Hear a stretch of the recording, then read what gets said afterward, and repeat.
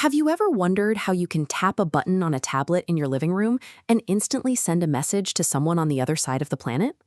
To understand how that works, imagine your school. There's probably a computer in the principal's office, one in the library, and a whole bunch in the computer lab. When we connect all these separate computers together with cables or Wi-Fi so they can talk to each other, we create a computer network. Today, we use this kind of technology to play games or watch cartoons. But back in 1958, it was actually invented for the military. The United States Defense Forces needed a way to share secret information very quickly and securely between different bases. So they built the very first networking system and called it ARPANET. For a long time, only those military personnel were allowed to use it.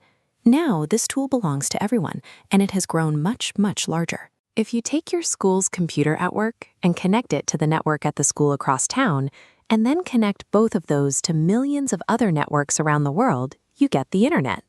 In fact, that's exactly where the name comes from, an international network. So the internet is really just a giant global version of the setup in your school's computer lab. It connects millions of screens so anyone, anywhere can share information in an instant. Think of this global network as a huge, bustling digital city. Since all our devices are connected to it, we can visit this city whenever we want.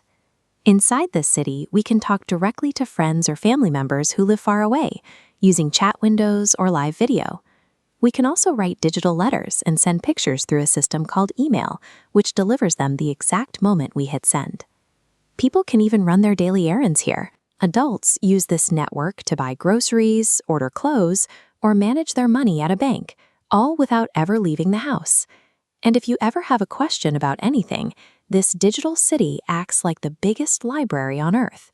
You can read up on daily news or learn about space, history, and science. Because it lets us pass words, pictures, sounds, and movies across the globe in seconds, this network stands as one of the most useful tools humans have ever built. But there is a catch. With so much information packed into this digital city, how do you find exactly what you want without getting completely lost? To keep things organized, information is grouped into websites. You can think of a website like a specific building in the city, or a digital book that focuses on one topic. Inside that, the information is broken down into individual web pages. These are just like the paper pages inside a book, holding the actual paragraphs, pictures, and videos you want to see. When you first open any website, you land on its homepage. This acts just like the front door of a building or the front cover of a book, showing what you can expect to find inside. To find that specific front door, you need an exact address. On the internet, we simply call this address a URL.